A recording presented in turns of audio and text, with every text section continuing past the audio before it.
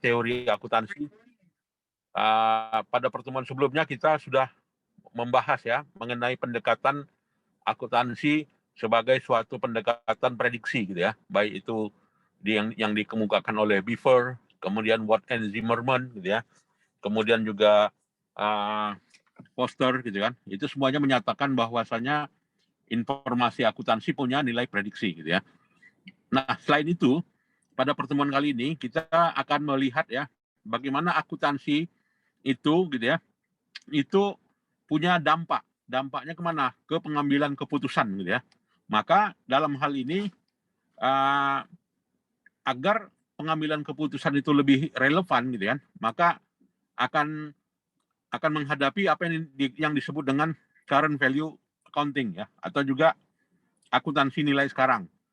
Nah, akuntansi nilai sekarang ini latar belakangnya disebabkan karena adanya pendapatan gitu ya. Jadi income itu sebagai dasar untuk pengenaan pajak dan mendistribusikan kesejahteraan antara individual gitu ya. Dan income yang diterima gitu ya, itu merupakan nantinya kalau bagi perusahaan itu diperlakukan sebagai dividen gitu ya.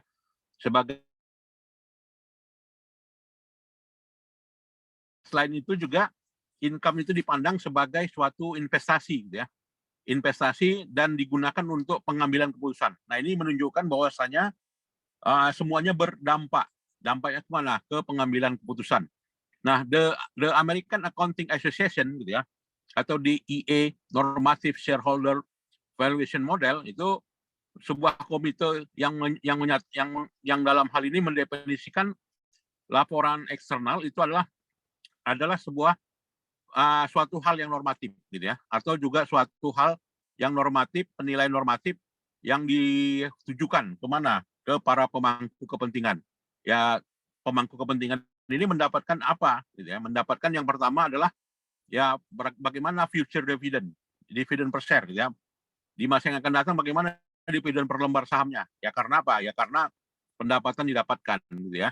Dan diturunkan dan itu merupakan bagian dari investasi yang sudah mereka lakukan gitu ya. Kemudian juga berhubungan dengan pendapatan itu berhubungan dengan yang namanya resiko gitu ya. Dan komite pelaporan di sini juga mensatgas ya bahwasanya kemampuan perusahaan untuk membayar dividen itu disebabkan oleh karena adanya dua fungsi, yaitu yang namanya fungsi aliran kas bersih operasi. Nah, jadi apabila ada aliran kas bersih operasi berarti itu adalah pendapatan gitu ya. Dan yang kedua disebabkan oleh yang namanya aliran kas non operasi atau non operating cash flow gitu ya. Jadi semua yang keduanya itu merupakan fungsi ya, fungsi dari pembayaran dividen gitu ya. Kemudian juga the American Accounting Association juga yang menelurkan yang namanya normative shareholder valuation model ini gitu ya, di mana juga menyatakan bahwasanya cash flow ya atau juga perubahan cash flow gitu ya, ini merupakan suatu jenjang ya, suatu jenjang di mana kreditor dan juga stakeholder pada level tertentu dalam hal ini akan mampu dibayarkan ya dalam bentuk cash flow ya bagi stakeholder maupun juga bagi kreditor ya. Kemudian juga cash flow itulah sebagai proxy. Sebagai proxy apa? Proxy claim gitu ya. Artinya bagi investor apabila ada cash flow positif gitu ya, maka hak klaimnya akan terjamin begitu ya. Begitu juga sikap manajemen gitu ya. Jadi sikap manajemen itu yang diproksikan pada harga saham gitu ya, itu juga tergambar dari mana? Dari cash flow gitu ya. Dan juga kebijakan dividen ya. Kebijakan dividen itu lahir karena adanya cash flow yang positif gitu ya. Kemudian argumen lainnya yang terkait dengan konsep pendapatan ini, di mana pendapatan itu adalah suatu hal yang bisa diterima ya terkait dengan kemampuan prediksi ya di masa yang akan datang dari pendapatan sekarang itu bisa digunakan untuk memprediksi di pendapatan yang terjadi di masa yang akan datang atau juga kondisi ekonomi di masa yang akan datang. Nah, di mana pendapatan yang diterima itu diukur ya secara dengan efisiensi. Nah, akuntansi pendapatan di sinilah secara operasional didefinisikan itu berhubungan dengan yang namanya penghasilan ya, penghasilan yang timbul dari transaksi dalam satu periode yang dikorespondensikan dengan segala biaya historis gitu ya. Nah, atribut dari akuntansi pendapatan di sini meliputi 5 gitu ya.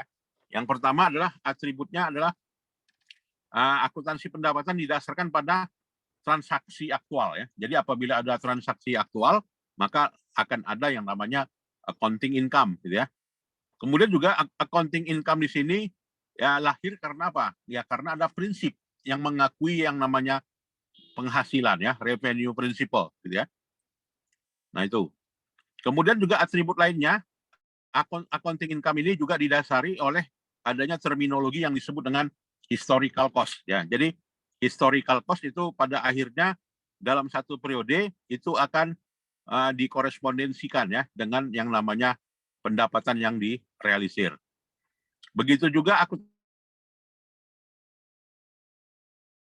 accounting postulat gitu ya. Jadi adanya postulat periodisasi gitu ya, di mana kinerja keuangan itu akan dinyatakan. Dinyatakan kapan? Ya dinyatakan dalam beberapa periode ya. Nah, jadi dengan demikian apabila accounting income ini diukur gitu ya, maka dengan kata lain ya bisa kita menguji yang namanya seiring dengan perkembangan waktu ya. Jadi berdasarkan pada kondisi aktual dan juga kondisi faktual, akuntansi pendapatan ini harus diukur secara apa? Secara objektif dan juga secara verifiable ya, bisa diverifikasi. Dan juga realisasi dari pendapatan di sini diakui ya menjadi kriteria andal atau juga tidak andal ya. Sedangkan ketidakunggulan ya dari akuntansi pendapatan ini diargumenkan ya berkaitan dengan relevansi ya dalam pengambilan keputusan ya. Dan juga jadi akuntansi pendapatan itu pada kondisi tertentu dianggap tidak relevan ya. Tapi pada kondisi tertentu juga dianggap relevan ya. Jadi di situ ketidakunggulannya ya. Nah, maka dalam hal ini untuk mengatasi permasalahan dari akuntansi pendapatan di sini gitu ya, maka diasumsikan harus ada unit tertentu ya, unit dari pendapatan tertentu yang diukur secara stabil. Nah, itulah yang dalam hal ini yang disebut dengan stable monetary unit gitu ya, dalam konteks apa ya, dalam konteks pengambilan keputusan, maka yang namanya laporan keuangan historis itu dianggap tidak relevan lagi gitu ya. Jadi nanti dianggap relevan apabila sudah memasukkan yang namanya monetary item gitu ya, item moneter yang diukur. Dia diukur dengan kondisi inflasi ya, atau juga kondisi kurs yang berlaku gitu ya. Nah, di sini ketidakunggulannya sehingga nanti lahirlah apa yang disebut dengan laporan keuangan tingkat harga umum atau General Price Level Adjusted Accounting ya. Yang dalam hal ini menutupi dari kelemahan yang namanya laporan keuangan historis gitu ya. Kenapa? Ya karena laporan keuangan historis itu dalam satu periode ya berapa faktor bobot inflasi ya tidak dapat diukur gitu kan. Maka harus diukur dengan indikator inflasi, maka harus ada nanti yang namanya konversi laporan keuangan yang disebut dengan laporan keuangan tingkat harga umum ya. Sehingga para pengambil keputusan lebih relevan lagi gitu ya. Lebih relevan lagi. Tetapi nanti dari hasil beberapa pengujian menunjukkan apakah laporan keuangan historis lebih relevan dibanding dengan laporan keuangan tingkat harga umum yang sudah dikonversi dengan kurs, yang sudah dikonversi dengan mata uang tertentu ya, dengan suku bunga tertentu, itu lebih relevan. Nah, itu jawabannya nanti dianggap sama saja gitu ya. Kalau dalam beberapa riset tidak terdapat perbedaan yang signifikan ya. Tidak terdapat perbedaan yang signifikan hasilnya. Kemudian juga hal yang alamiah dari konsep pendapatan ini yaitu dari kondisi ekonomi gitu ya. Jadi apabila dari kondisi ekonomi ini merupakan suatu hal yang penting dipertimbangkan di mana Adam Smith ya dalam definisinya menyatakan pendapatan itu adalah equivalent dengan yang namanya wealth, kesejahteraan gitu ya. Jadi yang disebut dengan teori ekonomi klasik Smith gitu ya. Jadi teori ekonomi klasik Smith yang bersandar pada pendapatan dan perlunya mengkonseptualisasi praktik bisnis tersebut gitu ya. Kemudian juga Fisher ya menyatakan bahwasanya konsep pendapatan ini adalah suatu seri gitu ya. Suatu seri yang berkaitan dengan peristiwa ekonomi ya, peristiwa ekonomi baik itu yang disebut dengan basic income ya, kemudian real income dan juga money income gitu ya. Begitu juga Lindahl ya. Lindahl dalam pengantarnya konsep pendapatan itu suatu hal yang interest menarik gitu ya. Jadi di sini berhubungan dengan aliran modal ya, aliran barang atau juga aliran jasa dalam satu periode. Hicks juga menyatakan ya bahwasanya mendukung apa yang dikatakan dengan konsep Fisher and Lidl di sini ya, bahwasanya teori ekonomi pendapatan itu didefinisikan sebagai suatu teori penghasilan perorangan gitu ya. Kemudian juga yang berkaitan dengan capital maintenance ya. Jadi konsep capital maintenance ya atau juga dalam hal ini berimplikasi pada biaya gitu ya. Jadi berhubungan dengan biaya sehingga berhubungan nantinya dengan tingkat pengembalian modal dan juga berkaitan dengan return of capital ya atau juga cost recovery gitu ya.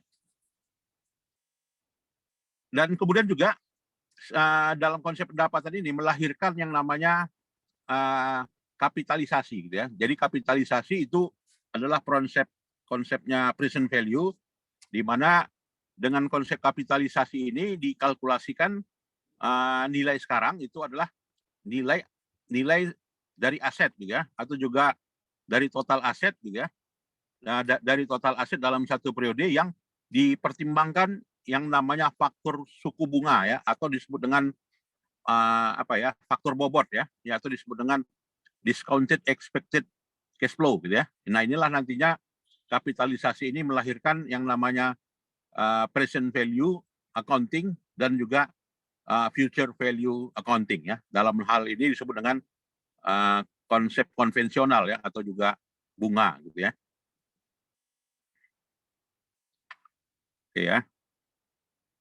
Nah, itulah yang perlu kita apakan ya, yang perlu kita lihat secara menyeluruh ya, yang namanya topik ini ya, current value accounting itu berkaitan dengan yang namanya konsep pendapatan, berhubungan dengan konsep pendapatan, dan nantinya konsep pendapatan ini berhubungan dengan pengambilan keputusan gitu ya. Dan jadi pengambilan keputusan apabila dipandang dari sudut pandang stakeholder gitu ya, maka apakah dianggap lebih relevan gitu ya akuntansi dalam hal ini basis historis gitu ya, atau juga akuntansi yang mempertimbangkan nilai sekarang ya atau current value accounting yang disebut dengan laporan keuangan GPLA gitu ya atau General Price Level Adjusted Accounting. Nah inilah asal mulanya dari ya pengakuan pendapatannya atau juga konsep pendapatan. Baik, silakan. Ada yang mau kita diskusikan, adik-adik sekalian? Cukup jelas ya?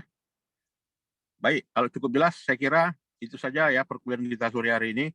Dan kita lanjutkan di minggu depannya ya. Nanti dihitung aja berapa kali lagi. Baik, selamat sore. Demikian, saya sudahi ya. Dan baik Pak, terima kasih Pak. Akhiri ya perkuliahan ini. Terima kasih Pak. Ya, sama-sama. Terima kasih Pak. Terima kasih Pak.